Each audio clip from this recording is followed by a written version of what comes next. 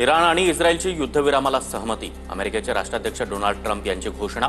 24 तासानंतर 12 दिवसाच्या युद्धाचा शेवट होणार. डोनाल्ड ट्रम्प यांचं ट्विट. इराणकडून अमेरिकेचे एअरबेस टार्गेट. इराणनं अमेरिकेच्या बेसवर 10 मिसाईल्स डागल्या. कतारमधील अमेरिकेच्या बेसवर 10 मिसाईल्स डागण्यात आल्या. कतारनंतर इराकमधल्याही अमेरिकन एअरबेसवर इराणचा हल्ला. मिसाईल जमिनीवर पडण्याआधी नष्ट केल्याची इराणची माहिती. तर खबरदारी म्हणून हवाई क्षेत्र बंद करण्याचा इराकचा निर्णय. इराणनं केलेल्या हल्ल्यानंतर जगभरातील अमेरिकन एअरबेस अलर्टवर. सौदी, कुवेत, जॉर्डनमधील अमेरिकन एअरबेस देखील अलर्टवर. एका आठवड्यापूर्वीच कतारमधून सर्व लष्करी उपकरणं हटवली होती. इराणनं रिकाम्या हवाई तळांवर हल्ला केला. व्हाईट हाऊसकडून स्पष्ट. इराणच्या हल्ल्यामध्ये अमेरिकेच्या कतारमधील अल उदेद एअरबेसवरचं नुकसान नाही. अमेरिकन अधिकाऱ्यांची एका वृत्तसंस्थेला माहिती. हवाई क्षेत्र बंद करण्याचा कतारचा निर्णय. इराण आणि इस्रायल युद्धाच्या पार्श्वभूमीवर हवाई क्षेत्र बंद.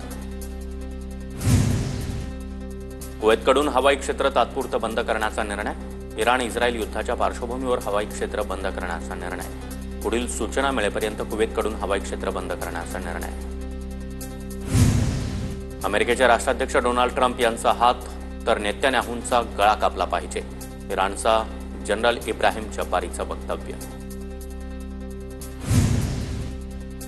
इराणनं अमेरिकन एअरबेसवर हल्ला केल्यानं जगभरात चिंतेचं वातावरण. भारतीयांना सावधान राहण्याचं कतारमधल्या भारतीय दूतावासाकडून आवाहन.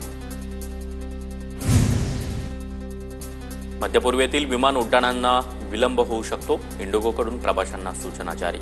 संबंधित अधिकाऱ्यांशी समन्वय साधून परिस्थितीवर लक्ष ठेवून असल्याचं इंडिगोचं म्हणणं.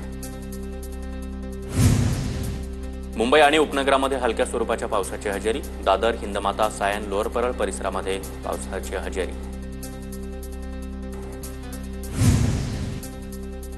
आज माळेगाव साखर कारखाना निवडणुकीची मतमोजणी. बारामतीमधील प्रशासकीय भवनामध्ये सकाळी 9 वाजता मतमोजणीला सुरुवात होणार. अजित पवार आणि चंद्रराव तावरे यांच्यामध्ये खरा सामना. संतोष देशमुख हत्या प्रकरणामध्ये आज बीडच्या विशेष न्यायालयामध्ये सुनावणी. वाल्मिक कराडनं केलेल्या निर्दोष मुक्तीच्या अर्जावर निर्णय होण्याची शक्यता. मालमत्ता जप्तीच्या अर्जावर देखील निर्णयाची शक्यता.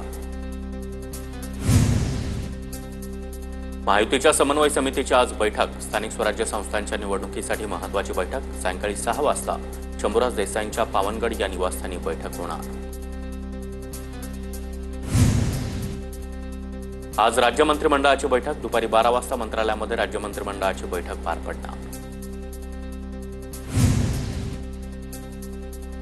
शिवसेना भवन इथं दुपारी 3 वाजता ठाकरे गटाची बैठक. ठाकरे गटाचे सर्व नेते बैठकीला उपस्थित राहणार.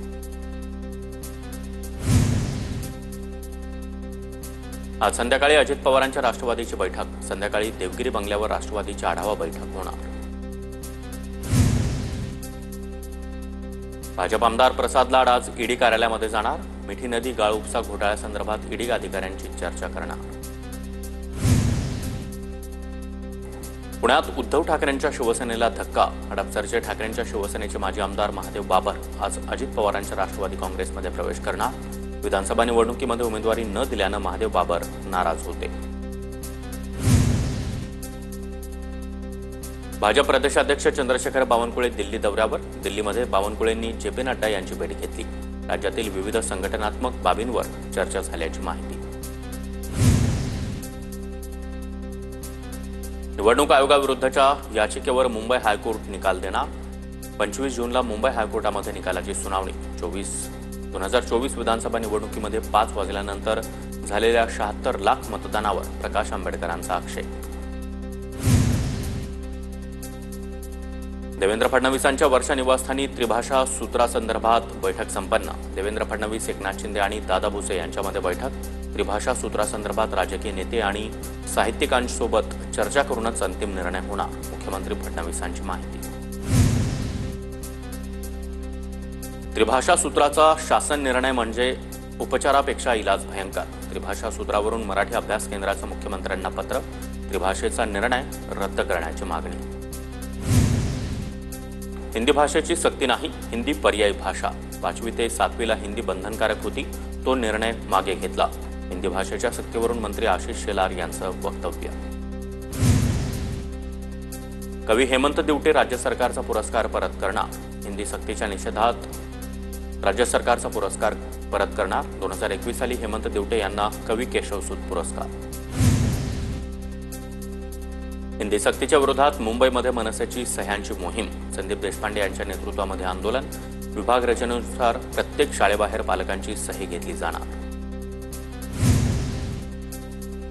भय आणि भ्रष्टाचारामुळे आमचे आणि पवारांचे आमदार सोडून गेले. गुन्हा दाखल होईल या भीतीनं गुलाबराव पाटील देखील गेले. संजय राऊतांचं गुलाबराव पाटलांना प्रत्युत्तर. गद्दार कोण यावर पुस्तक लिहिण्याची गरज. सर्वात मोठा गद्दार संजय राऊत. उद्धव ठाकरेंची जी अवस्था झाली त्याला संजय राऊतच जबाबदार. नितेश राणेंचा संजय राऊतांवर निशाणा. मी नाराज नाही, मात्र 8 वेगवेगळ्या निवडणुका जिंकल्यावर थांबावंसं वाटतं. आगामी निवडणुकांची जबाबदारी घ्यायलाही तयार. भास्कर जाधव यांच्याकडून स्पष्ट. बदलापूर शहरामध्ये ट्रॅफिक सिग्नलच्या खांबावर अनधिकृत बॅनरबाजी करणाऱ्यांविरोधात गुन्हा दाखल करा. नागरिकांची मागणी. अंबरनाथमध्ये नियमांचं उल्लंघन करणाऱ्या 80 खासगी स्कूल व्हॅन्सवर आरटीओची धडक कारवाई. TV9 मराठीनं बातमी दाखवल्यानंतर आरटीओची मोठी कारवाई. लातूरमध्ये बेफाम स्कूटी चालवणाऱ्या मुलींना महिला ट्रॅफिक पोलिसांनी झापलं. चूक मुलींची होती, मात्र महिला पोलिसाची दादागिरीही दिसली. महिला ट्रॅफिक पोलिसानं शिव्या देत कानशिलाता हिला गावली. मुंबई विद्यापीठाच्या कुलगुरूंच्या दालनासमोर सिनेट सदस्यांचं आंदोलन. परीक्षा विभागामध्ये होत असलेल्या गोंधळाविरोधात आंदोलन करण्यात आलं. चौकशी समिती गठीत करून कारवाईची मागणी. वसईमध्ये मित्राच्या बर्थडे पार्टीला गेलेल्या तरुणाची चाकूनं वार करून हत्या. मित्राला सोडवण्यासाठी गेलेल्या तरुणावर देखील चाकूने वार. वसईच्या उमेळण फाटा परिसरामध्ये पापडी MIDC मैदानातील घटना. आरोपी मनीष पांडे सराईत गुन्हेगार असल्याची माहिती.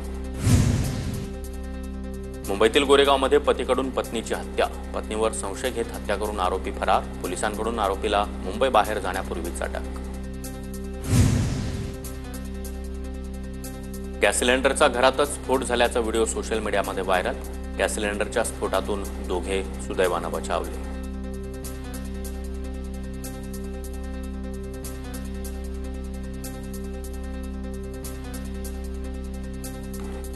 तर हा व्हिडिओ सोशल मीडियावर चांगलाच व्हायरल होतोय. एका गॅस सिलेंडरमधून मोठ्या प्रमाणामध्ये गॅसची गळती झाली आणि आतल्या खोलीत काही ज्वलनशील पदार्थ पेटत होता आणि त्याचवेळी एक महिला आणि एक पुरुष एक गॅस सिलेंडर जवळ आले आणि आतल्या खोलीमध्ये भीषण असा स्फोट. जळगावमध्ये MIDC पोलिसांकडून मोबाईल चोरट्यांवर कारवाई. चोरट्यांकडून 4 लाखांचे 33 मोबाईल जप्त. जळगाव पोलिसांकडून पुढील तपास सुरू.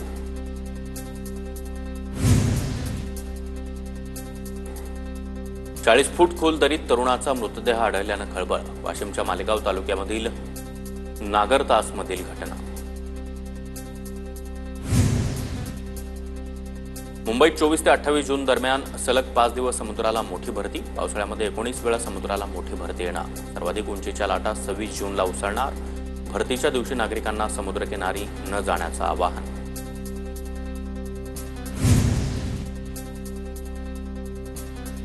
वाशिम जिल्ह्यामध्ये पावसाची दमदार हजेरी. जोरदार पावसामुळे शेतकऱ्यांना दिलासा. खरीपाच्या कामांना आता वेग येणार.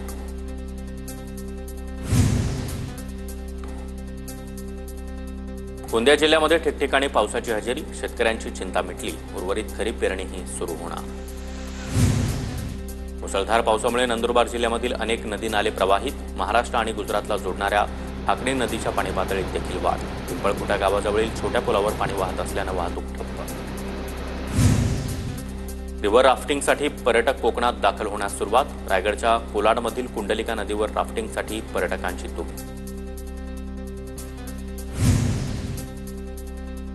उद्धव ठाकरेंच्या मनमानी कारभारामुळे शिवसेनेमध्ये फूट पडली. भाजपचे महामंत्री विजय चौधरी यांचं वक्तव्य.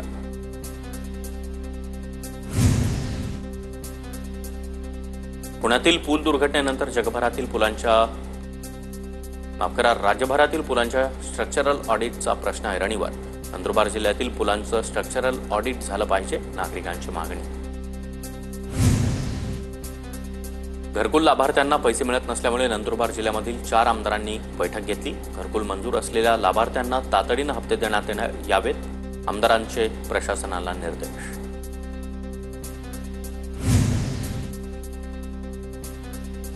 नंदुरबार कृषी उत्पन्न बाजार समितीच्या सभापती पदावर दीपक भागवत मराठे तर उपसभापती पदावर विजय लिमजी पाटील यांची बिनविरोध निवड। निवडीनंतर शिवसेना कार्यकर्त्यांकडून जल्लोष। नंदुरबार जिल्ह्यामध्ये तापी बुराई योजनेवरून आमदारांमध्ये श्रेयवादाची लढाई सुरू। भाजप आणि शिंदे गटाच्या आमदारांमध्ये श्रेयवाद।